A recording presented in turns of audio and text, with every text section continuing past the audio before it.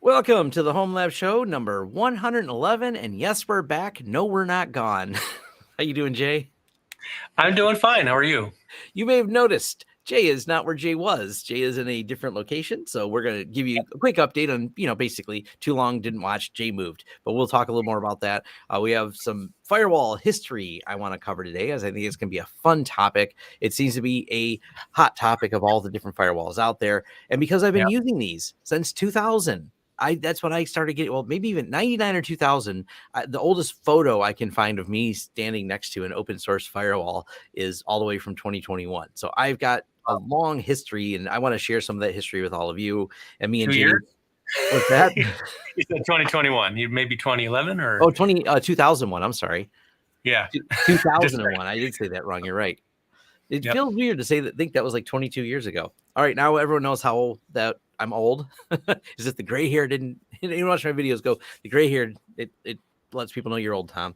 But before we get into all that fun stuff and some updates, let's thank a sponsor, and that is going to be our friends at Akamai. They've been sponsoring this podcast for quite a while. It is a great place to host a lot of things that you may not want to host internally, or if you're just looking for a cloud playground. They have a lot of offerings in terms of pre-built systems to get you deployed quick and fast. We've actually been hosting this podcast, the website from it and everything else, all in the Akamai cloud, even back when it used to be called Linode. For those of you wondering if it's a new sponsor, no, they're actually the same sponsor. They just went through a little bit of a name change, got some more features, and we thank them for being a sponsor of the show. You'll find an offer code to get started with them in the description below, along with all the show notes. There's a lot of show notes today for, I like to just send people on reading adventures. Not everyone will go on reading adventures, but for people who want to know how me and Jay came to be, we spend a lot of time on what I'll call a reading adventure rabbit hole of books and learning and knowledge. So I always like to cite our sources for everywhere we're getting this information. So this history of firewalls and discussing them, when we get to that later, is two parts. One, Tom doing it in real time, as I have for the last 20 years, as we established in the beginning, 2001, or 2000, whenever I started doing that, all the way till present day. But there's a lot of good entries in Wikipedia, but I realize I may have to read through and try to dig up old emails I have and see what more context I can add to some of these Wikipedia entries for long forgotten firewalls. Yep, absolutely. So the first thing is, as you know, Jay moved. That's Jay can expand on that if he wants, but he moved. He's building a new studio, which that's always exciting, but also it takes you you don't realize how long we put into building these studios until you try to build it again. You're like, yeah, this takes a long time. It's been pushing a month. I mean, not necessarily exactly a month, but I of hands-on, it's been like 2 to 3 weeks. And fine-tuning everything. The lighting is not installed right now, so if anyone tells me the camera is washed out, you are right, it is, if you're watching the live version, but that'll be fixed. It's like a little bit of this, a little bit of that. It's fine-tuning everything. So yeah, I moved and I'm in a new location. The move ended up being very long. It never, you always think it's going to take a certain amount of time, but it takes longer. So it's like, I haven't been on social media. Like during the move, my fresh RSS server was broke, so I had to fix that. But before I fixed that, I have to set up the studio. So I was actually out of touch with the news for a bit there too. So now I'm actually rejoining society, or is this society I'm in at home or whatever? Community. You're joining community online. That's how we work in the tech world. That's how I'd put it. So it's a work in progress, and I think it's going to change from, bits and pieces from here on out. I don't even know how many videos recorded at the last studio that I haven't updated yet or uploaded yet. So I'm going to start recording new content from this studio, but then you'll see some older footage I recorded from the older studio. It's going to look like I'm just switching between two different places, but it's just a time warp. That's all it is. Nothing major. So Jay, the live streams are from new studio, but until the backlog of editing is done, Jay puts a lot of effort into his editing, and it takes a lot of time. And there's always this when I recorded it versus when it's released. I think the Vim series it might have been a couple of months ago that I recorded it, or more, 2-3 months ago. I don't really know because I don't have it in front of me, the footage modification times, but sometimes it can be 2 to 3 months when I record something before you guys see it, unless it's something like a review for something that just came out, then I put it out immediately. But if it's like an evergreen topic, like I'm teaching a topic and nothing has changed, then, haven't had a chance or a situation yet where something has changed and I had to re-record everything, crossing my fingers. But so far the system works, I suppose. Yeah. And I'll mention this. Check out Jay's Vim series. So it's just released. All of you can easily find it on Learn Linux TV. Real easy to follow along and learn Vim to get better. I'm even going to be going through it because I have all kinds of bad habits, and I'm positive Jay will correct those through his video if I watch it. So I'll get better at Vim, and I'll need to search a little less often to figure out what is the key I forgot. Yeah, so my most recent video is about NeoVim, so not that one. Although you could watch that one too. It came out sometime before that. So, but NeoVim, I would say actually, you're right. It is NeoVim, but I think the NeoVim stuff is really good. Yep, that's the most recent one. But the Vim series, if you use NeoVim, obviously you could use the same Vim series either way, whichever one you use. If you go on learnlinux.tv, there's a courses tab. Click on that, and it'll be right there in the list, and it'll have all 6 episodes right there for you to watch. Yep, I started going down there because there's someone who I wish I could find the videos. I would have shared it. I actually searched for it but couldn't find it. It's one of those late night Tom watching videos. It was a person who went through and they did it was like a 30-minute video. I didn't think I'd watch it, but it was engaging of all the different things they tried before just going, why they started with NeoVim. And in the end, they end up with NeoVim. And in between there was Emacs and every other imaginable, like Notion AI and all kinds of things. But they said in the end, NeoVim was just the best. Like it just has all the things they want. Emacs was too heavy. It was the Emacs. The person really took the time to dive into Emacs, but they also said, "Yeah, this is heavy." Yeah, I will be switching to NeoVim at some point. Because right now my Ansible just pulls in normal Vim, but I think I'll be switching to NeoVim as soon as I get a chance. So that's on my list. Other noteworthy updates is the new version of Cobia, which is the TrueNAS Cobia version.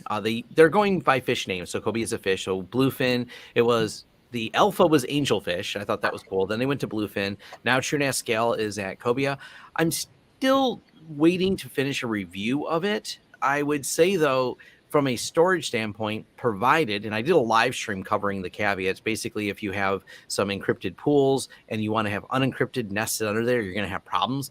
Outside of that, the systems I upgraded to it that are fully encrypted pools do work perfectly fine. But check that out. It's the next layer, and by the way, they're not offering, they did a point release to Bluefin, so you can stay on a little longer because they were some security patches that needed to be done. So do the point, if you're going to stay on Bluefin a little longer, do the point release. Maybe you're waiting for the point release to Cobia because there are a few bugs. One of them is syslog is broken. I found that bug, and there's a curly bracket in the syslog conf that doesn't belong there. I think it was a curly bracket. Whatever. I did a bug report and I was happy. I was excited to help squash a bug that they have targeted for the next release. There's a manual fix for it. Just delete the curly bracket in the config file. But hey. Oh yeah, it's always a great feeling when something you've put in a pull request for ends up being part of the project. Like Crunchbang Plus Plus was one that I contributed to like early on, and it was just a spelling error in one of the comments in one of the bash files, but I'm like, it's a spelling error, it's a valid problem. So I submitted it, it was accepted immediately, which is pretty cool. And then I knew right then and there everyone else wouldn't see that spelling error. But it could go from documentation all the way up to hardcore coding. Whatever you can do, it's always helpful. Yep. So it definitely, I thought it was weird. Someone actually commented they thought it was odd and I was unprofessional by jumping on whenever there's a new release. I'm like, what do you mean unprofessional? I'm a bug reporter. And yes, I did take my production systems. And that's what someone said. It was unprofessional for me to take production, my systems, my video editing, not I didn't shut down a client to do this. And I always like to test everything in my own world. Like I'm dog food in here. I'm going to give you the latest release and everything else. I want to see if all my systems run on it. That's why I do that. And I encourage any of you. I mean, this is how the point releases get better. If it is within your ability to load the latest version and deal with the troubleshooting, one, you get better at troubleshooting because you jumped in first. And second, those things get fixed. That's eventually how they get fixed is when people like me and people like you that also have the time to participate in that, this is a community give back. I may not be able to write code, but I'll find a bug. Yeah, it's like for me, I'll tell people, for example, when it comes to Ubuntu, use the LTS releases and skip everything else because it just changes too fast. But I can't use LTS myself because I have to stay current on what's coming. And the only way to do it is, like you said, eating the dog food, so to speak. I have to use the latest and greatest, which also means I have a lot of things to fix, but then that's an opportunity to make sure my automation system can get me back up and running quickly. So that strengthens my automation system, which then strengthens everything. So obviously I don't have a company with thousands of employees or something that are going to scream at me. I just, if the Wi-Fi is down, the kids might come down and yell at me or something. But other than that, it's kind of different when you are the sysadmin and the owner of the company at the same time. It's a lot of work, but you also have full control, which is kind of fun. Absolutely. Now, this is going to be a topic that I'm going to try to keep it relatively brief. But as I said, lots of reading down there, including I was happy I found this because I couldn't remember the title of the video, but I was happy I found it to put it in the notes. The Untold Story, How Pix, Firewall, and NAT Save the Internet. Now, please know I didn't say the word Cisco. I said Pix Firewall, but some of you go, isn't that a Cisco thing? That's an interesting topic, and it's great. This is a YouTube video by the Serial Port. They cover some computer history stuff. I think it was great. So that is down in the list and definitely worth a watch outside of this to kind of understand some of the history of how we got there with NAT and firewalls, because that's how NAT came to be. And it's I love that deep dives into history. That's some of my favorite things to watch on YouTube is people who articulate some of this old history stuff. So I'm thinking about maybe I'll make a really long video on all the firewalls I've done more in depth than I'll do in this podcast, but it's still kind of an audio thing because I'm not going to load every one of these. I can't say I would actually try, but it's just so much effort. I was trying to get some of these old firewalls because you can find the old ISOs for them. I tried getting some to work. They don't seem to like modern hypervisors. So I would probably have to reload them all on hardware, and they're not going to like modern hardware. So I can probably find some old hardware, but boy, I don't know if that's a project to try testing all these old firewalls. It's fun in concept. I started looking at how much time it would take, and I don't know if I have time to do all that. Maybe I'll goof around with it some more, but that's why I'm covering it here in a podcast form. Because I think most people just we can walk through some of the history. Yep. All right. Now, as I said, this is all linked down below. This starts from Wikipedia, so this is where I get a lot of the dates from. Because even though I may have used a lot of these firewalls, don't ask me to remember when I used them, because that's the harder part. So we'll start with some of the original ones. This is not exactly who was first, because they were all kind of working roughly around that same time. This was the 1999, 2000. I was early adopter to jump on. I was told by lots of people like, oh, no. You shouldn't be using these software firewalls is what everyone called it. I always considered the other ones hardware firewalls versus software firewalls. That was the big debate in the tech world of the early 2000s, because they were saying like, oh no, you're completely not understanding the firewalls. And I'm like, no, it's still running Linux. Like it's still, or whatever OS they have on these, it's still running software on hardware. And now today, 20 years later, everything is, well, not everything, but a huge number of firewalls are based roughly on Linux. I see people talking about Fortinet. They're not really an open source solution, so I'm not bringing them into this list, but yeah, the Fortinets are definitely a popular solution within the community. I'm trying to narrow it for the Homelab show here to people talking about open source stuff. So IPCOP, I love their slogan. It was the bad packets stop here. And they started. I remember that. Oh, yes. I used to use that at a company I used to work for a while back. Yeah, it was cool. And it's just one of those things. It's like it was a cool firewall. I was a big fan of it. I couldn't find it, but I think it was Mandriva Linux before I used IPCOP used to have a firewall. I could not find it in Wikipedia. It was Mandriva or Mandrake. I can't remember which one it was. That's all defunct now. But IPCOP was the one that really got a lot of community support. They were big. They had this weird way of doing things at the time. It was new. It was red. I think it was red, green, and orange were your firewall colors. So red was your WAN. Green or blue, maybe it was green was LAN. Sorry, this is the details we're loading. It would be kind of fun. But then you could set your DMZ to be like the orange, so you could segment your network that way. And it was kind of a neat concept. But that whole project fell apart by 2019 was the last time I think they had any type of updates. It actually lasted quite a while. they used to have some decent documentation on it, not amazing, but you can figure out. And with this, one of the important things about any of these is a firewall can live and die on how much community support there is and how much documentation there is, and whether or not there's enough recipes out there, if you will, write-ups of how to get something done. Because if the company doesn't directly have documentation, a big community will help create the documentation. Right. So I kind of made that as a note to some of these where, yes, some of these things exist. No, there's not a lot of documentation for them. So you're kind of on your own to figure it out. Now, adjacent to this was Smoothwall, which started in 2000. The last download for Smoothwall Express, which would have been the open source one, seems to be 2014. Now, Smoothwall still has continued on as a company, as a commercial entity, and I think that's kind of cool. So they still exist. They still sell UTMs and things like that. And yes, I see Veronica is in the comments asking, doesn't IP Fire still do the color thing? Yes, we'll talk about IP Fire because that is a fork of the IP Cop. We'll get to that one in a little bit here. Because IP Fire came out a lot later, but that's still one of the active ones you can try. Yeah, so, it's funny we're talking about history in computing. Veronica definitely knows a bunch of things about that, and that's so fun to learn from her. So check out her channel. Shout out if you're not already familiar with it. A quick way to get to her channel: just go to learnlinux.tv. Bottom right corner has a list of friends of my channel, which are the same as yours. So yeah, and she's done good with SEO by having the name Veronica Explains. There's not that many Veronica Explains out there that I'm aware of, so she's easy to find. But Smoothwall has more is interesting because it's moved to kind of a split when in terms of they have a commercial offering. So they still are existing. They don't seem to support their non-commercial offering. And this is coming back to one of the notes we're going to bring up upon on and off here, which me and Jay have talked about, is open source can be hard to get support for in terms of keeping people engaged to build the product itself. If you go to the Smoothwall Express and they have a Buy Me Coffee, which is all the way from 2014. They have almost Buy Me a Coffee page, and it lists only one supporter. So like one supporter for the project still, but it hasn't had a release since 2014. So I'm going to pretty much declare the open source version of Smoothwall, to best of my knowledge, according to Wikipedia and me reading on their site, is not an available option anymore.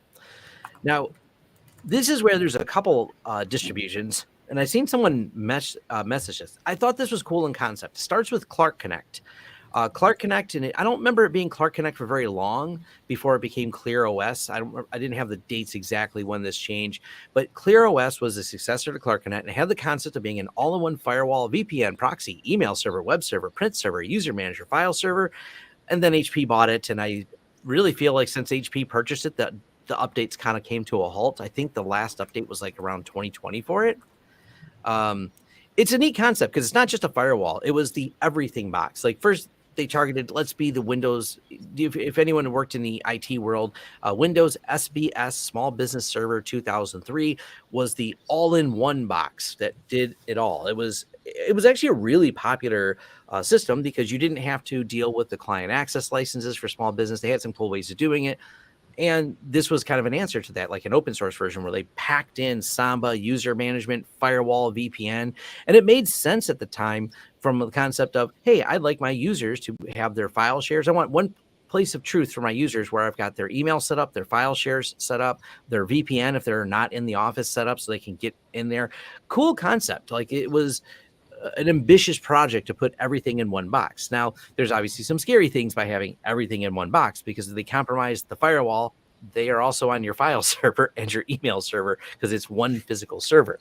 I think this was probably a hard project to build and support, but yeah, best I can tell, they haven't had an update in quite a while. HP purchased them. And HP's where some things go to die. Now, when Cisco buys something, that's where things go to get monetized and licensed. When HP buys things, HP's had a history of buying some things that just kind of I don't think they put the right community around it, and it just kind of flops. I was told I was just covering the HP logo on my computer while you're talking. Yeah. Now, interestingly, it's not a fork, not that I'm aware of, is the ZENTYAL, I think it's pronounced Zental, very similar to ClearOS, started in 2009. They still seem to have a commercial offering. Their last open source release was in January 6th of 2021. Kind of same thing. We want to put everything on one server. but they don't have a blog post since July of 2021. So I'm fuzzy. Like the website looks current. Someone's paying the bill to keep the website, but they haven't had any news updates or updates for Zenitol. But they're the same thing. They're packing in Firewall and all user functionality, just like ClearOS. It seems to be like a competitor for it, but fuzzy that it's secure and up to date. Especially there's been some Samba, several Samba vulnerabilities, and yeah, if you're not keeping these things up to date, you've got some Samba vulnerabilities in there. So a last spin of January 6th of 2021 tells me that's probably not up to date. Yeah, and if you want to enlighten us, if you know more than that, just send us some feedback. Feedback at the homelab.show, I believe that's the address set up. And since we're on that subject, I think it might just be a good idea to point everybody to that, because I want to do a Q&A episode. It's been a while. So if you could, grace us with some feedback, I would really appreciate that. Yeah, I'm going to leave that on the screen, the feedback at the homelab.show. Yeah, please email us. We like hearing from you. Not to mention, this is all from Wikipedia, so I know there could be some errors in there, or, maybe they've got a new website and I didn't know, and the project's been forked again, and there's no fork listed in Wikipedia for these particular projects. So I think it's an interesting discussion topic here. Mm-hmm. Next one down the list is one I used a lot. So I used IPCOP a lot. I definitely tested Smoothwall. I remember playing with Clark Connect. I never tried Zentel. ClearOS, the successor, I never really played with. But now we're down to Endian. We actually used to use this in a business environment. I thought Endian was cool. It's another fork of IPCOP. There's still an active system. One of the big things that Endian was really cool was they had the ability to import-export VPN settings from one to another. Like you could build a simple config file that you could import in the other Endian system to get them connected. It was simple instead of manually building the firewalls. It was one of those things like, why don't other companies just have this kind of simple thing here to do? It's kind of, I like this. Now, they started building in a lot of filtering features, and as people would be asking for your next gen firewall features for traffic filtering and things like that, that is all done in their commercial product. That is not something part of their open source one. They still have a limited edition that you can find. It's oddly download it via SourceForge still, and they have a comparison page, and I link those down below. So the Endian ones looks interesting. I'm not sure how much love their open source one gets, but at least it does seem more up to date than any of the ones I previously mentioned. So there is some active around there, but it seems like they're really trying to upsell you. There's a lot of limitations, so to speak, of features that aren't included in the open source one that they try to upsell you on their commercial one. But hey, it's an option. It exists. I can't really. It's been forever. I mean, I haven't used it in over 10 years. So I did use it in the past, though. And I think it was a pretty neat project. Yep. Now, IP Fire, also a fork of IPCOP, still active, but you're going to find no WireGuard support, very little documentation, just a lot of people asking questions in the forums, and like VLANs. I wanted just to go through how the VLANs are set up on there. I didn't find it in the documentation. There's just a lot of discussion in the forums, and there seems to be a lot of limitations. So I found it kind of confusing when I looked at it. This is where even a modern firewall, so to speak, in terms of it's up to date and has package updates, and there's an active community around it like there is for IP Fire, you may find that the VLAN setup is very challenging, and the lack of documentation, and there's not like a ton of posts on this. There's not many tutorials at all that I found on YouTube. Maybe there's a couple that if I search for the right terms, I find it seems pretty basic.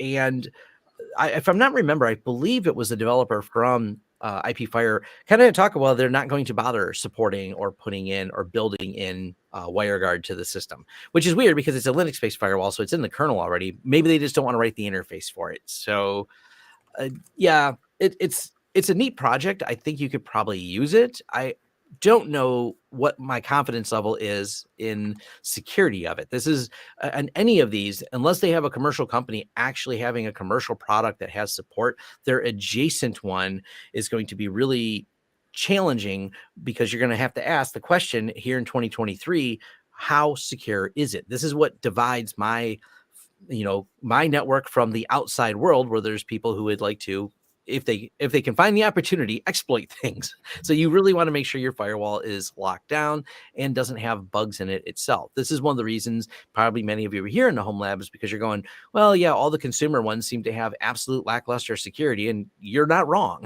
There's definitely a lack of security, lack of validation testing that goes into the average generic ones that you find off the shelf. And with the problems that have been found, including things like, I remember it was some of the Linksys ones where even though you could toggle off things, it wouldn't actually turn them off. This was a few years ago, maybe quite a few years ago now, but that was one of the reasons people started pushing for updated firmwares on their Linksys devices, because there was just no security on these that allowed people to pivot into your network without you doing anything. Like, you didn't have to open it up to the world. It was open up to the world by default, which is crazy. It's not doing what a firewall was supposed to do.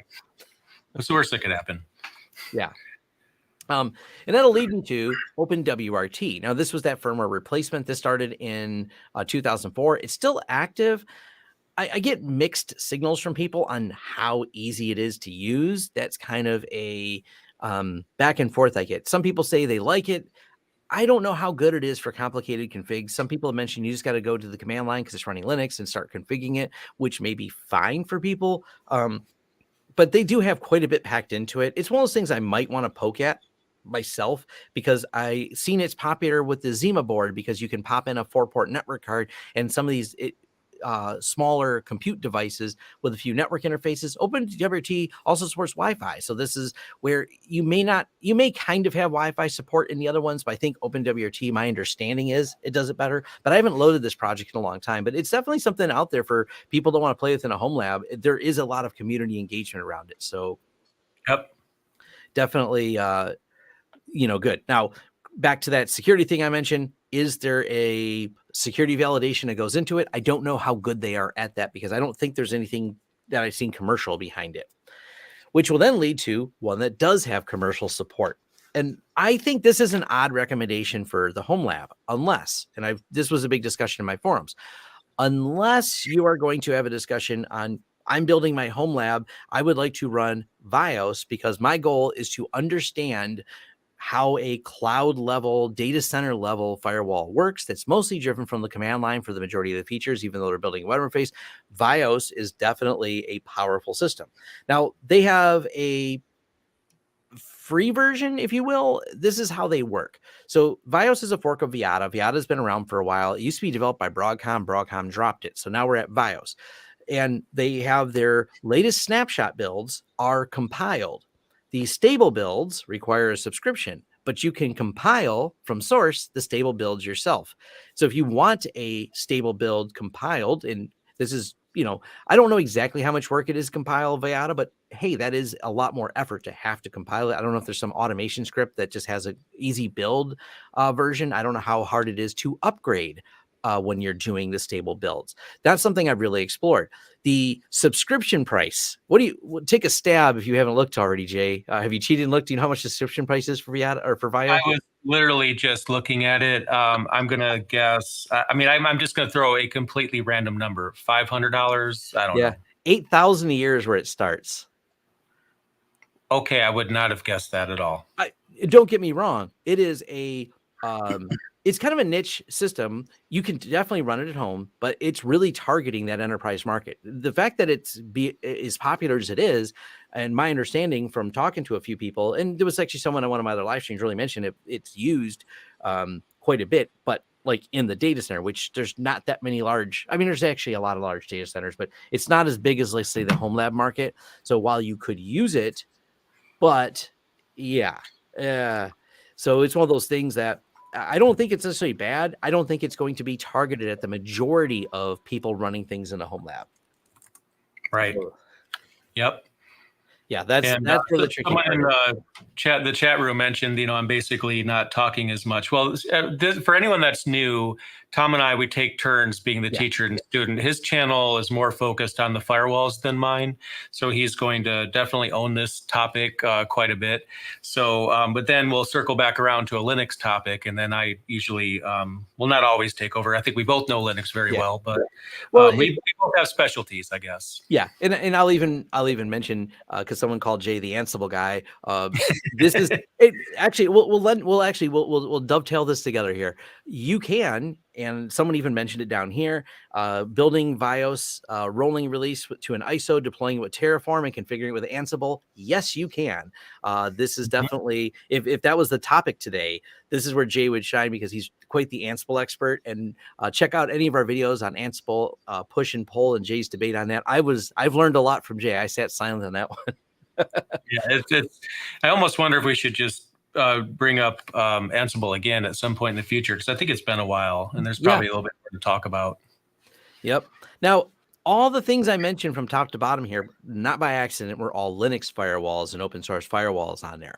Now we're down to, we'll focus on the ones that are really popular here today, because all these, as you notice, there's a lot of caveats with them that make them kind of challenging, of, you know, whether it's an $8,000 a year license for the stable version, or it's just the fact that I don't really have a clear picture on documentation or validation testing for security on these, for how big the projects are, with, you know, some of the exceptions that have commercial backing. Now we get down to MonoWall, and MonoWall was based on BSD. This is kind of what made them different. So while everyone's running around building firewalls in the Linux world, MonoWall was saying, no, BSD is the way to go. So this is some BSD people building it. And MonoWall project was actually discontinued in around 2004, but there was a lot of popularity on it, which is what led pfSense to pick it up, which pfSense picked it up essentially, but renamed it pfSense. It's a fork. And then that starts in 2006, I believe, was the first release of pfSense. I didn't start using pfSense until probably around 2008, I think, or 9. I'm trying to remember exactly, sometime around there. So I've been using it a long time myself. Now, pfSense all the way till present is still developing, and I've covered that. I've got 2 recent videos just on some of the changes of, they changed the license, they changed it back for their Plus version, not for their CE version. Now, the benefits of pfSense: 1, Netgate's a big commercial company that does a ton of validation testing.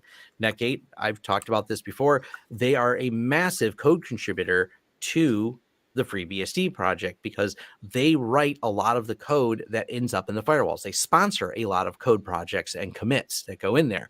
And this is the open source challenge of any of these companies. When you're relying on things downstream, you're at the mercy of the project above and what those people would like to get done. When you sponsor the code and you're a firewall company, you obviously are going to sponsor very specific code to be written that is needed for firewall. So pfSense and Juniper, by the way, because Juniper, that I believe, and someone commented, they aren't as based as much as they used to be, but they were also a FreeBSD firewall. I believe they've kind of wrote some of their own stuff. Juniper's a huge commercial company with a large product line, but they actually still do a lot of commits back to FreeBSD, because some of their product line still requires FreeBSD support. So those are your 2 contributors. I believe Netgate is like the 3rd or 4th top contributor overall to FreeBSD. Yep. This is like, you can be mad at them for the license changes and all that, and I've talked about that. I'm not going to get off topic on it because those are in other videos, but you have to look at how an ecosystem works. And for example, we all love our Intel 226 drivers, because those 2.5 gig cards are becoming rather popular in these small firewalls. That was actually something written by Netgate. And without Netgate writing it in BSD, I don't know that it would have gotten written. I mean, would someone have wrote it? I don't know who someone is that would have understood how to write drivers. That's not your average person that writes kernel level code. Matter of fact, that's probably worth noting. Take a Google search and type in, how much does a kernel developer make? And you'll find that these are not your average jobs. These are jobs that pay $150K plus a year, especially when you have a specialty or expertise. So it's not a small feat to just sponsor some code commits. It's actually a lot of development. I just want to make sure that's clear. This is not in defense of anything Netgate did. This is a fact to what keeps the ecosystem going, and why all those firewalls are kind of wishy-washy, with the exception of Vios, who's clearly got a good support plan option. But when it comes to the BSD, there's so little. If something happens to these companies, then it's kind of like the cards tumbling down of, well, if no one's committing a bunch of firewall updates that are to the open source BSD project, we don't get a lot of things downstream. Now, of course, this leads me to OpenSense. And this is interesting because OpenSense forked from pfSense in 2015.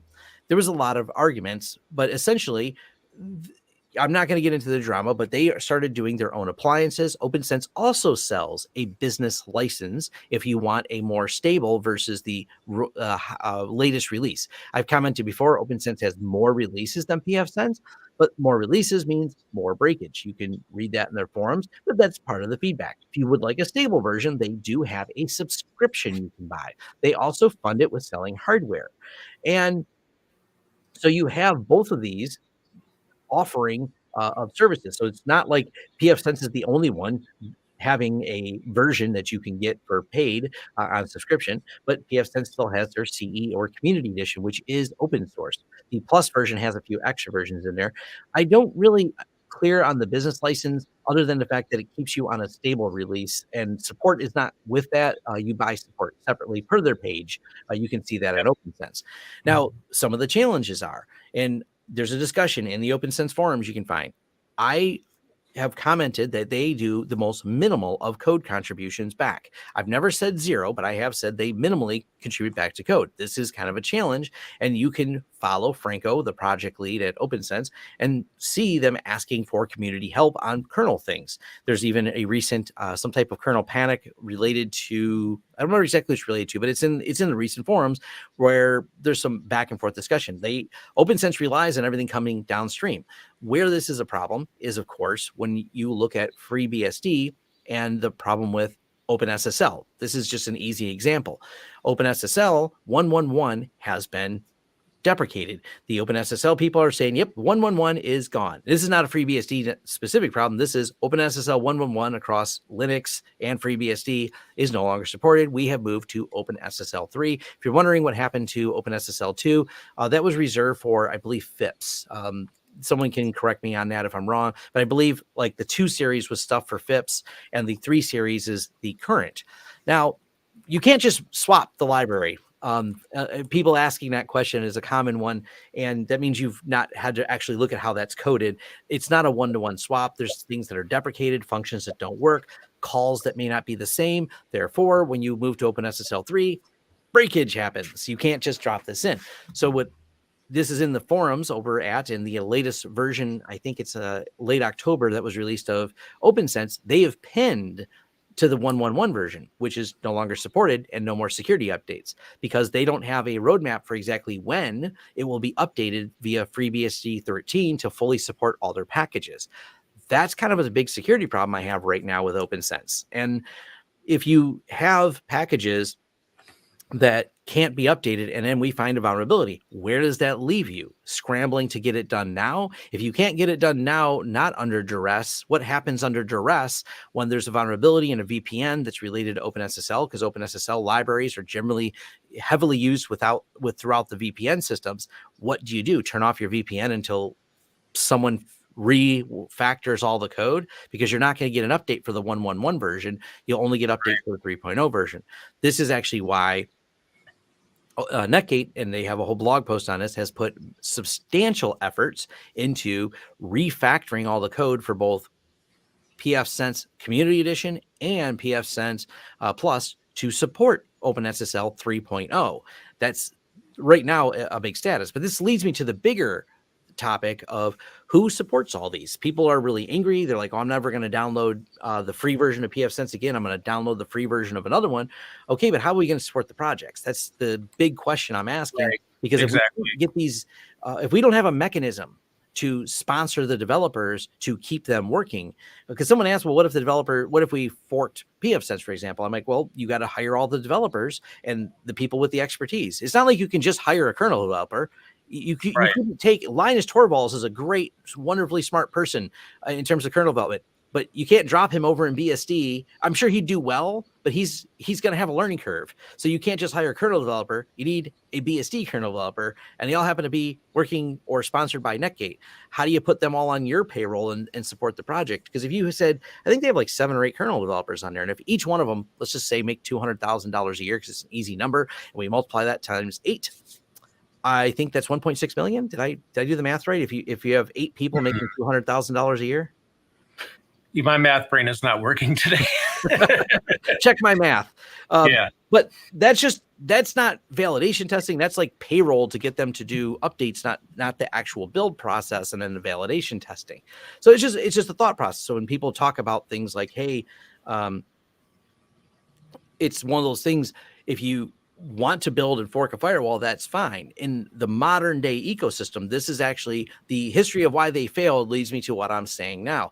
All these companies, if they don't have some type of model to keep it going, the level of testing you have to do to build a secure firewall is harder today than it was before. We have plenty of tooling, but that validation testing, because of the security threats, because of the very complex things. If you look at the debrief on the Cisco, now this was the latest Cisco vulnerability that was released only a week ago. I posted about it. I can't remember the CVE number exactly. Even Cisco, this is one of their supported products, had some challenges getting this fixed because of how complex the attack was. You have to validate against these things. And Cisco made a mistake. Someone found the mistake Cisco made and exploited it.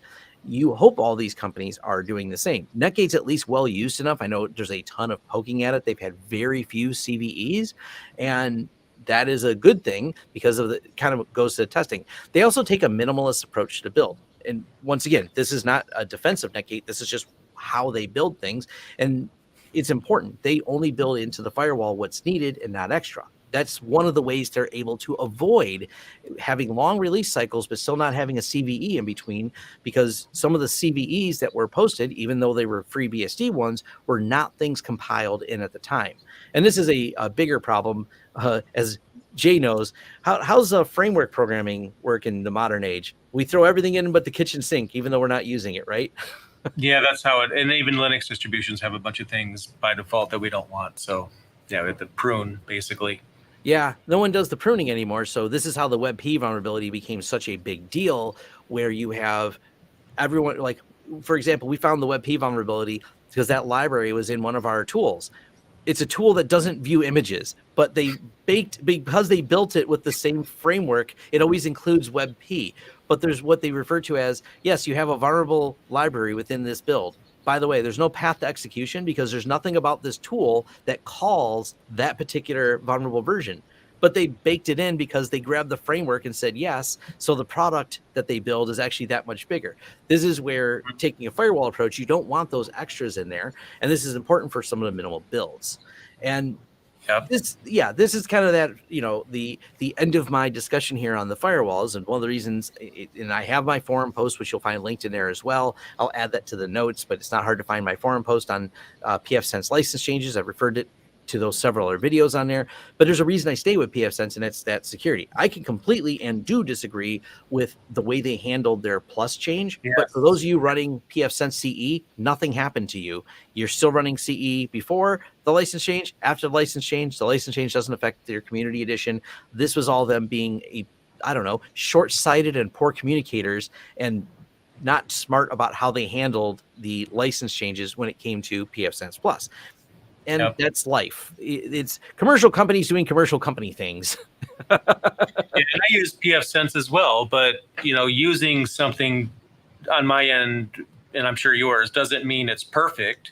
It means it might have, edged ahead of something else. Doesn't have to be ahead by much or whatnot. I agree with you. There's a lot of controversy there. It makes me a little nervous. But then, as you're talking last night, looking at the alternatives, I don't like what pfSense did, but right now it's better to stick with them. On my end, you just make that decision for yourself based on what you see. But we've kind of went the direction right for now, staying with pfSense. But that doesn't mean forever, and it doesn't mean it's perfect. But right now, I mean, it's working pretty well. So it's one of those things that the challenge is, it's one of the best options out there. Just, you set aside the controversy, and for people using, as I said, CE, they could have ignored the controversy. It did not affect them.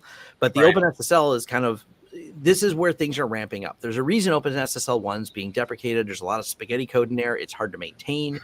I get it. That's why they wanted to move. But these type of complexities, because we want firewalls with lots of features, the only firewalls out there that are, that have these large scale features, unless you go fully commercial, don't get me wrong, Juniper supports these, Palo Alto's got some great support, Fortinet, you're going to find all kinds of commercial vendors that have firewalls that have matching features.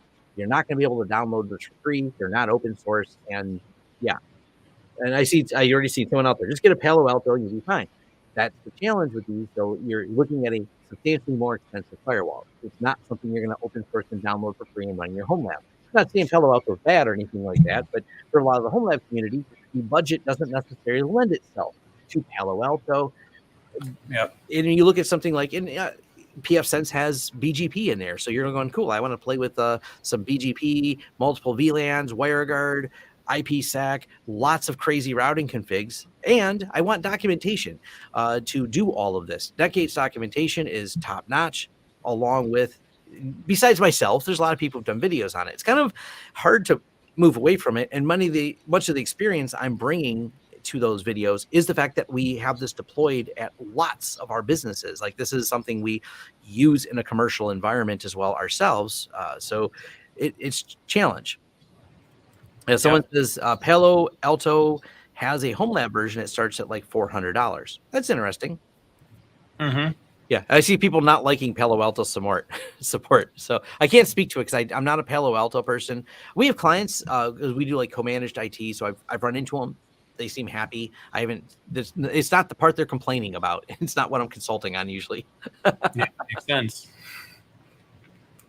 Yeah, and someone pointed out, and I'll specifically because I have a video on it. If you want to dive into it, if you want to know how egregiously bad the CVE vulnerabilities were for Fortinet, I mean, Fortinet and Zyxel, they're another one out there. Zyxel's built once again on open source, but is not an open source firewall. Both of them had some pretty serious backdoors that were bad.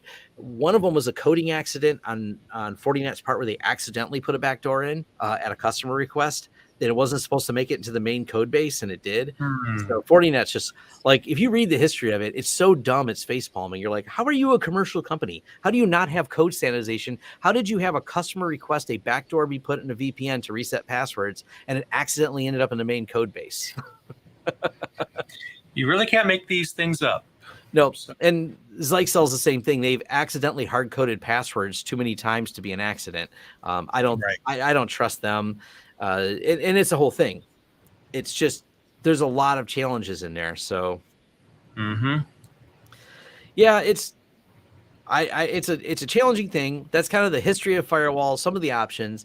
But when it comes to security, documentation, everything else, it's one of the reasons. And like I said, call me out if I know people have differing opinions, but if there's some wrongness, if you will, in the way I stated it with PF Sense, not from an emotional standpoint of them mishandling the CE stuff, but from a firewall that has a lot of features, is available for the home labbers, has a ton of documentation and works. I still think that's probably one of the best bets out there for it.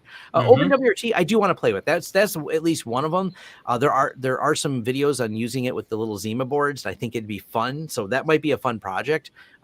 It's definitely novel. I don't know that I'd run it as my main firewall, but hey, definitely something else to look at, because I'd like to see a good version of OpenWRT combined with some good hardware to build for the basic people going, I want an all-in-one box with some Wi-Fi. They don't need multiple access points, like one little Wi-Fi for an apartment on an OpenWRT box. That makes sense. I think that's, if I can make that work and build something rational with it, with my Zima board, I will definitely do a video on it. That'd be fun. Yeah. So, all right. That was a lot. It was a lot. All right. I got it done as fast as possible, and it still took 47. We're 47 minutes in, and we started at like the 9-minute mark, I think. Yeah, it's like, this has been your lesson on the state of firewalls today in 2023. Yeah. Feedback at thehomelab.show. What you love, what you hate, because I'm sure this is going to cause some controversy. Yeah, I'm sure it will. But hit us up there. We love hearing from all of you. We are back. We'll have to work on next week's show schedule because I'll be out of town. But we're working on our regular cadence again. Jay's building his studio back up. I have still a little bit of a travel schedule, but yeah, absolutely. So fun times. All right. Thanks, everyone, for joining, and see you next time. See you next time.